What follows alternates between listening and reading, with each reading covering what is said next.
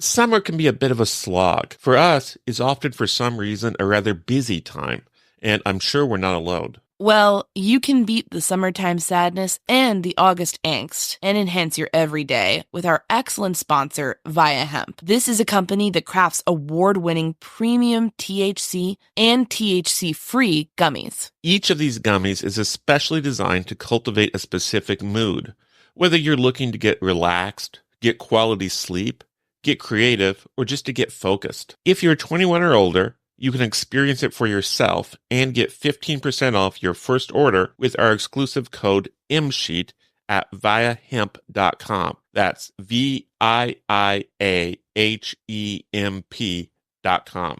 I personally enjoyed their grapefruit flow state gummies. This CBG and CBD powerhouse really helped me tap into my productivity. Like, we have had an extremely busy summer, and I feel flow state got me over the finish line a few times when I was editing multiple episodes a day, digging through documents, and knocking out a bunch of interviews. Via Hemp does not require a medical card, and it ships legally to all 50 states. It's also affordable, and even more so for Murder Sheet listeners who get a special deal. If you're 21 and older, head to viahemp.com and use code MSheet to receive 15% off. That's VIIAHEMP.com and use code MSheet at checkout. After you purchase, they ask you where you heard about them. Please support our show and tell them we sent you. Enhance your everyday with Via. There was a time when summer surprised us, when galleries opened minds, adventures opened hearts, and we all remained open to whatever the day might offer. It was a time to enjoy. It was summer, this summer, at Biltmore.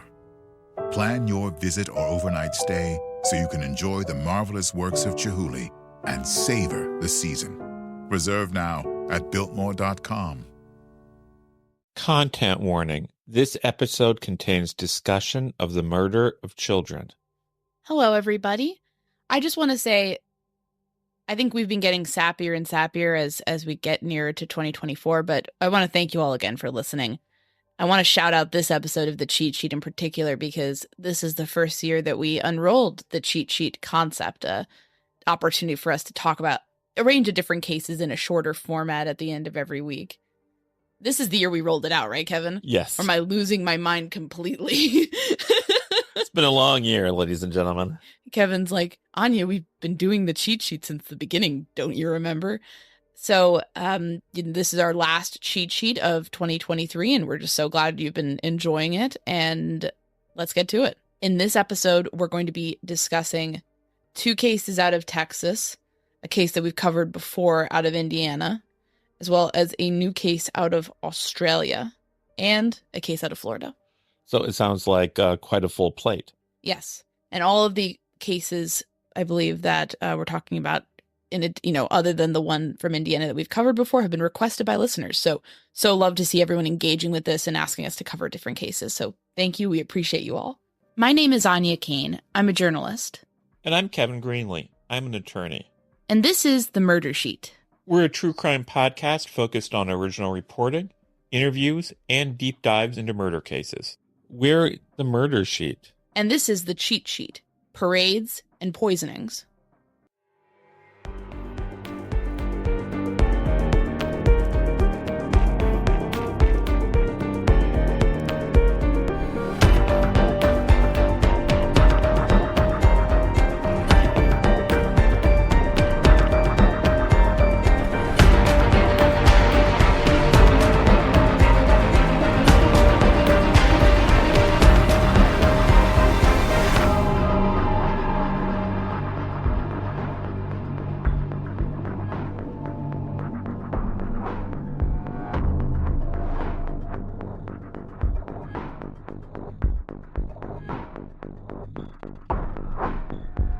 To start out with, this is just a quick bulletin on a case that we've covered before, and this, of course, is the unsolved murder of Ronli Ratliff.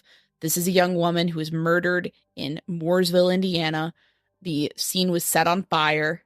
She still does not have justice. Her aunt, Kim Sink, is still continuously searching for justice. We had Kim on the show.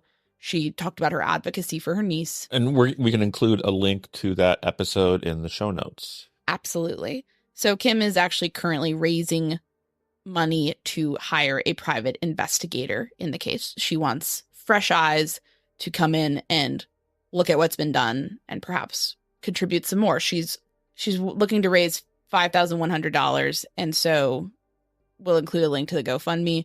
But just know that case is not solved, and people are still looking for answers. And we certainly wish Kim the best in terms of trying to get justice for her niece. They were very close. Yes, it's a very sad case. Absolutely. Now let's go to Texas for our next situation. The city of Edna in Texas, like many places throughout the United States, has its own little Christmas traditions. So on December 5th, 2023, this past year, they were having a Christmas parade starting at 6 p.m. And I mean, we've seen those, right, Kevin? That's a common thing in different places to have some sort of festivities to celebrate the holidays, right? Most every town does something similar to this, if not this exactly. Yes, and the local cheerleading squad was supposed to be there to participate in the festivities. But unfortunately, one face was missing from that squad, and that was that of 16-year-old Lizbeth Medina. This is a young girl. She and her mother previously lived in Nebraska, moved to Edna. By all accounts, just a really bright light, just a wonderful person, very sweet kid, and just, beloved by her friends, family, and people in her community. But she was not at the Christmas parade, and that set off alarm bells. So ultimately, she was found stabbed to death in her bathtub in her family's apartment. Who discovered her? A lot of the news reports indicated that her mother found her. And, I mean, just horrifying, absolutely horrifying. And we've been kind of following that case in the background, just such a heinous thing to happen to one so young. And in addition to that, there's been some interesting elements to it. Lizbeth's mother was in the press talking about how their apartment had been burglarized or broken into, rather, a few weeks prior. So could someone have come back? Why kill a 16-year-old over a burglary? Well, there has been an arrest. After 4 days of investigation, police ended up, as part of the investigation, they released surveillance photos of a suspect. They noted he was driving a silver-colored Ford Taurus. So this guy was picked up on camera. And fortunately, there has been an arrest. A 23-year-old was arrested in Schulenburg, Texas, which is about like an hour away from Edna. And his name is Rafael Govea Romero, and he is 23. Is there any connection that we know of between him and the victim prior to this tragedy? So police have not said that there is. And ABC 13, one of the local stations, talked to Lizbeth's family, and they say they don't recognize Romero at all. I suppose it's possible that there's some connection that no one knew about, but at this time that's not being reported. So I think the door is open for that, or this to be some sort of stranger thing. And also we don't know the cause. We don't know much more about her death other than that this was a stabbing. So that leaves the door open to me, unfortunately, for some sort of burglary gone wrong, but also, some sort of more sexually motivated situation. It just, your mind doesn't automatically assume that a person would randomly rob a house an hour away from where they live. Right. But if he'd been there before, potentially, maybe there's some sort of correlation there. I don't know. It's very, also, it kind of makes a bit of sense to not rob things in your exact area. Although Romero, it turns out, did just that. So we looked through his records. On October 6, 2022, he was arrested by Schulenburg police, and he was charged with a second-degree felony, which was burglary of habitation. So he's burglarizing a residence in that situation. And that was referred to the LaGrange County prosecutor. Now, this ended up being deferred on April 5th, 2023, when he pleaded no contest. So basically, what that means when something is deferred in this context, in the criminal court context, it's a way for a person to potentially avoid getting a criminal conviction placed on their record. So it's kind of a deal, an arrangement where you go ahead and plead no contest or guilty and you pay the fine, but the conviction may not show up on your record as long as you fulfill certain requirements. Okay. Well, it's very unfortunate, obviously, that happened in this situation, given that he went on to, allegedly do something even more heinous than a simple burglary. Yes. Because, it's been reported that he was an undocumented immigrant. I can't really find if that is true, although, again, I will say that has been widely reported. It seems odd that if, he was arrested for burglary, that didn't come up at all. So I wonder if there's more nuance there, is something we've kind of heard as part of a tip. But at the very least, the arrest record does note that he was originally from Mexico. He's not an American citizen at the very least. So the whole thing is just absolutely tragic for the Medina family, and, going into the holidays, especially losing a child like that. It's just, I don't know. My heart goes out to them. Yeah, my heart goes out to them and also to her friends on the cheer squad and elsewhere. That's something that's pretty tough for anybody to handle, but especially at that age, to have someone come to such a tragic end must be very difficult for them all. And regardless what the motive is, whether it's a burglary gone wrong to eliminate witnesses or something sexual, to prioritize one's needs to that extent over the life of a child is pretty shocking. Is sickening. Okay. Another case out of Texas, another tragic case out of Texas. This is now in San Antonio. So 18-year-old Savanah Soto was pregnant and expecting and sort of due any day. And unfortunately, her family learned of her disappearance when she failed to show up at the hospital to be induced. So obviously, anyone who's been pregnant or has known a pregnant person, like, that's a pretty important moment to go have the baby. And if somebody is not showing up, then that's a pretty clear sign that something is very wrong. And Savanah was not the only one missing. So her 22-year-old boyfriend, a man named Matthew Guerra, was also MIA. So where are they? Well, unfortunately, the story does not have a happy ending. They were found both dead in Guerra's car, which was a Kia Optima, at the 5900 block of Danny K, is what the local news is reporting. Both were shot. They were both dead. So was the unborn child. And police estimated that they'd been there for 3 to 4 days. So a very, very horrific scene. Police are making statements, specifically San Antonio Police Department Chief William McManus. He told the news that the scene was perplexing. They've really emphasized how bizarre the scene was. That can mean any number of things. But there is some important clue that does exist. There's video footage, isn't there? Yes, there's video footage of the silver Kia pulling together with a dark pickup truck in this kind of like place behind, almost like, I think it's an apartment complex or something. And somebody gets out of the truck and someone also gets out of the Kia on the driver's side. Now, police are stressing they don't believe the person getting out of the Kia is either Guerra or Soto.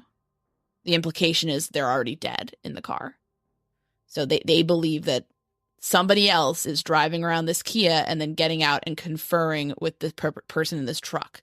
So those, and I've watched the video. It's not great in terms of identifying anybody, but we'll include a link to the local news coverage of this. Please review it. If the massacre of this family, this needs to be solved. And one thing we should note, because this is something that came to my mind too, could it have been a murder-suicide? Police are saying no. At this point, they don't think that.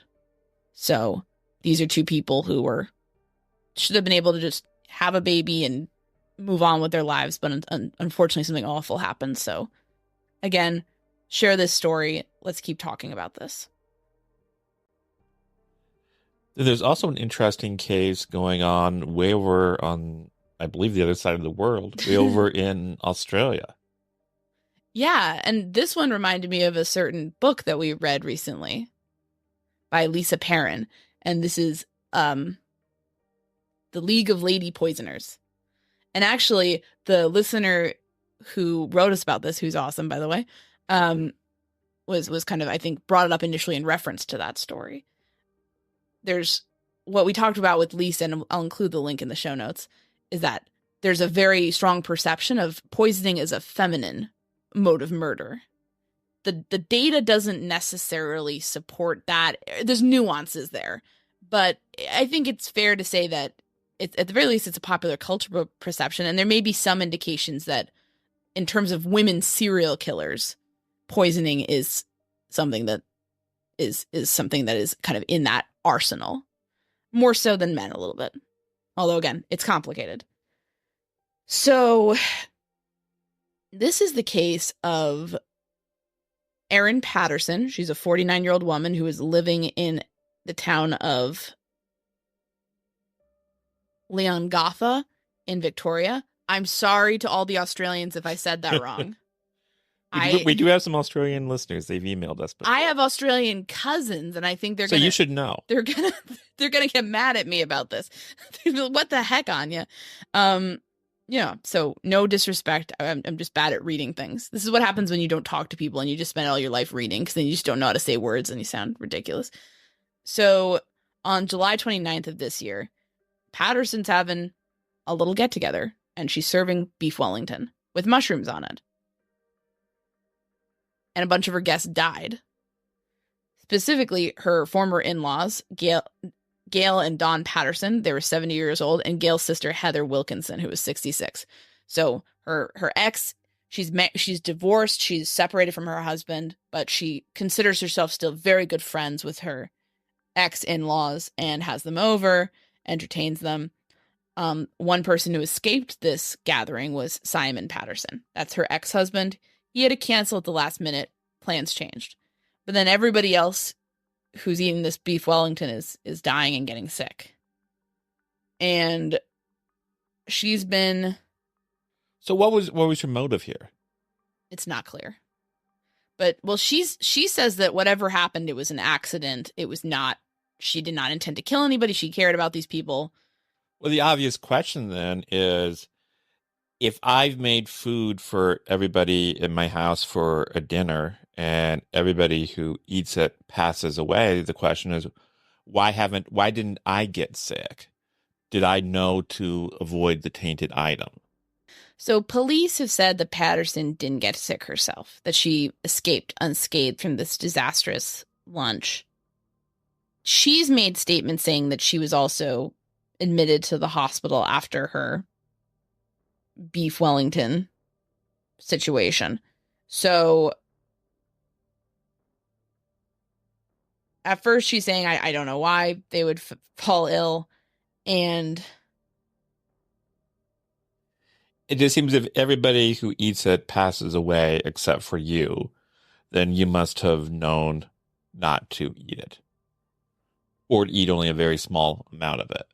Am I crazy for jumping to that conclusion? No, that's not crazy. I think that's absolutely reasonable.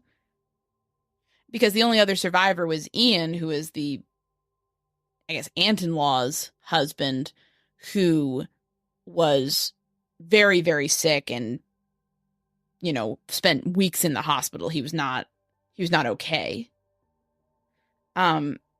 She says, again, Patterson says that she did go to the hospital. She was in pain, and the hospital gave her a liver drug. But again, I don't know if we can take her word for that at this point, frankly. Now, one thing that's interesting is that there's been media reports that somebody was identified as a man, was also continuously getting sick after eating with her. And people believe that to be her ex-husband. So there may have been poisoning attempts of him over the years before this, before it kind of gets really crazy in this situation. Another question I would have would be, what made him cancel out on this dinner? Yeah, that's not clear to me at this point. But did he have any sort of foreknowledge? Well, if he cancels and then maybe that prompts her to dump in a whole bunch of poison in anger. I've seen some of the tabloid media reports indicate that she was trying to get him back, but I don't know what the truth is in that, to be honest. But if there's an element of like, I'm going to win him back, but he's not coming, I'm going to kill his family, then that kind of speaks to a bit of a motive about why now and why these people. Right. Either way, it's very disturbing. And yeah, she's again protesting her innocence, although she's apparently, the media report has reported that she's, when police were questioning her, she's wailing loudly. There seems to be like a level of like, oh, poor me, playing the victim here that, I don't know, seems like weaponized. And I guess I don't understand. I don't really know much about poisons and poison mushrooms. Is this something that plausibly could have happened accidentally? Is this a situation where like people go out in their yard and they pick mushrooms and don't realize a particular mushroom is poison? Well, she's claiming that she bought the mushrooms from an Asian grocery store in Melbourne, which frankly smacks of like kind of racism to me. Like, oh yeah, of course this Asian grocery store would have sold me these. Like, what? She's not saying anything like I messed up in terms of my mushroom picking expedition. Well, if she bought it from wherever she buys it from, wherever she claims to buy it from, let's don't even go into the possible racial elements. If there is a store mistakenly selling poison mushrooms, I would have a hard time believing that they sold the poison mushrooms to only one person. And so then I would be curious to see, had there been a spate of people in this area, patrons of this store, who have passed away because of eating tainted mushrooms? Yeah, that's a very good point. In addition to that, so forensic testing has them all dying of eating what are called death cap mushrooms. So they're pinpointing that. And from what I've read in the media reports talking to experts, where experts are interviewed about like, can that happen in the mushroom industry? They indicate that this is a very highly regulated industry. Like, it's very unlikely for like the type of mushroom that can kill you to just, oops, we put it on a Kroger aisle. Like that's not really. That doesn't happen. No. Kroger doesn't make a mistake like that. Right. Or whatever the Australian Kroger is, I guess. Now, some things that are in Patterson's favor. Police have investigated a food dehydrator that she may have used in some of this preparation. No traces of death cap mushrooms on there. So it's not necessarily, I'll be curious to see what ends up happening with the forensic evidence here. But again, I should note that, again, last year, Simon, the ex-husband, he fell so ill that he went into a coma before this. Like, he barely pulled through. So there seems to be, at the very least, a spate of people in Patterson's orbit who are mysteriously falling seriously ill, and one has to wonder what's going on there. Because I think if it's one incident, then that's one thing. But I don't know. I'll be very curious to see how this develops.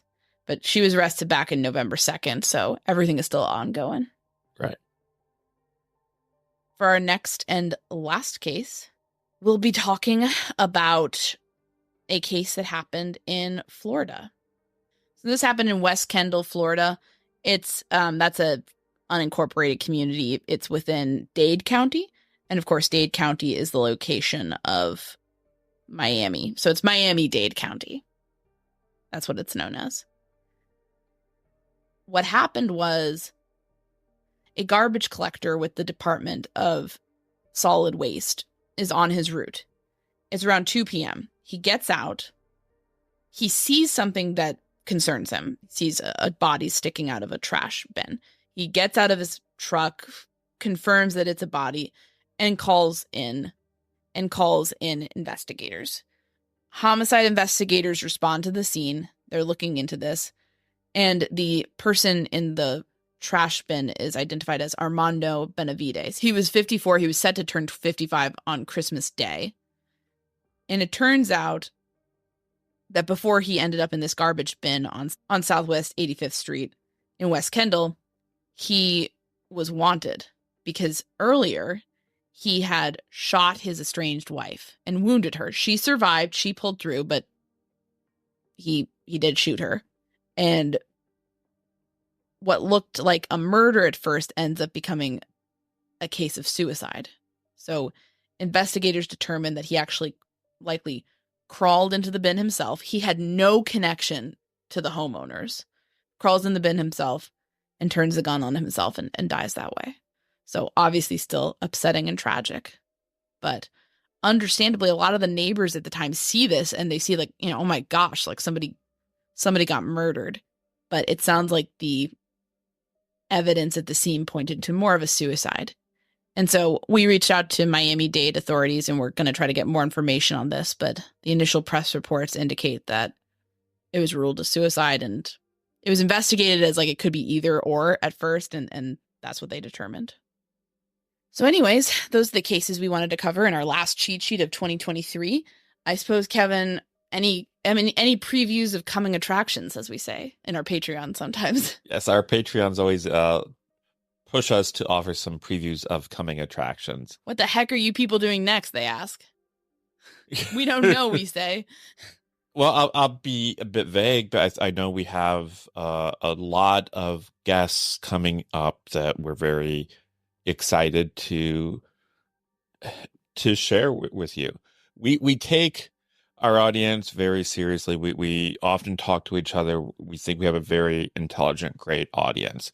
And so we want to make sure that we only present guests that are professional and worth your time. Whether we agree with them or not, whether you agree with them or not, hopefully you will find that they are worth your time and interesting and reputable. Yeah, it's actually never a bad opinion. I think we'll always go for anybody with even maybe with a wild opinion, as long as it's professional, as long as they're professional, as long as they're speaking based on fact. We're never going to have someone on who we have to be debating over basic facts when, if they're spreading around nonsense. It's always going to be somebody who we are confident about and proud to have on our platform. So we got a lot of people coming up who we're pretty excited about in terms of that, who can speak to a range of things.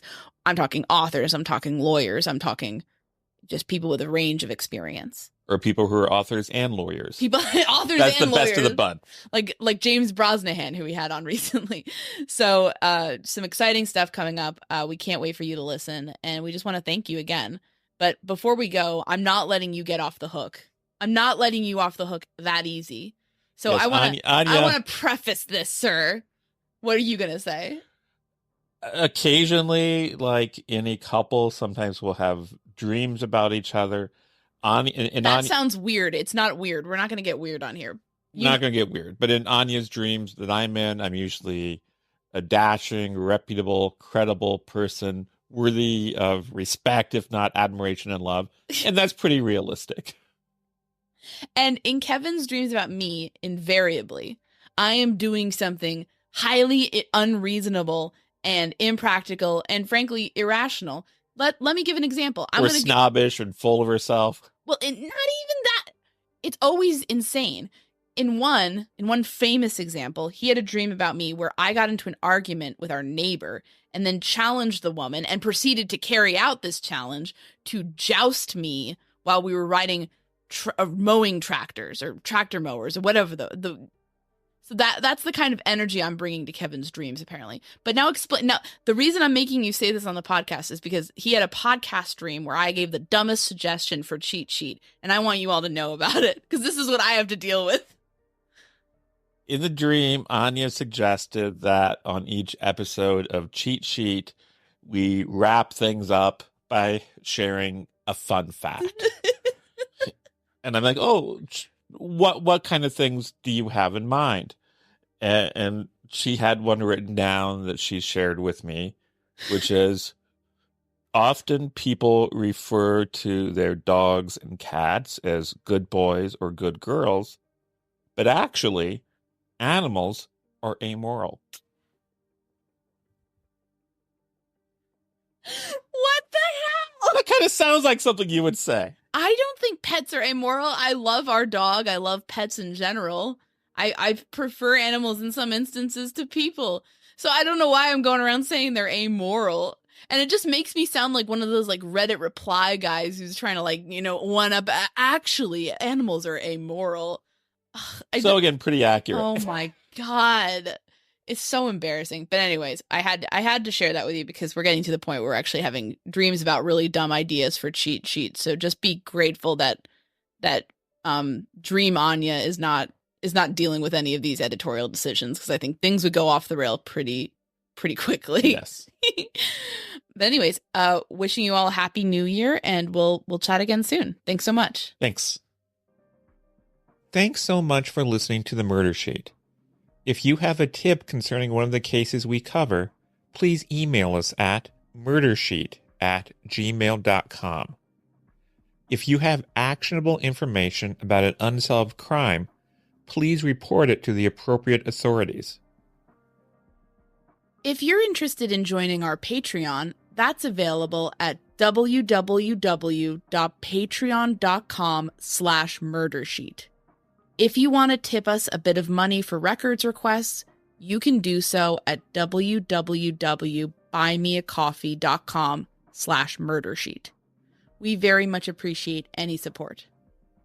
Special thanks to Kevin Tyler Greenlee, who composed the music for The Murder Sheet, and who you can find on the web at kevintg.com. If you're looking to talk with other listeners about a case we've covered, you can join the Murder Sheet discussion group on Facebook. We mostly focus our time on research and reporting, so we're not on social media much. We do try to check our email account, but we ask for patience as we often receive a lot of messages. Thanks again for listening.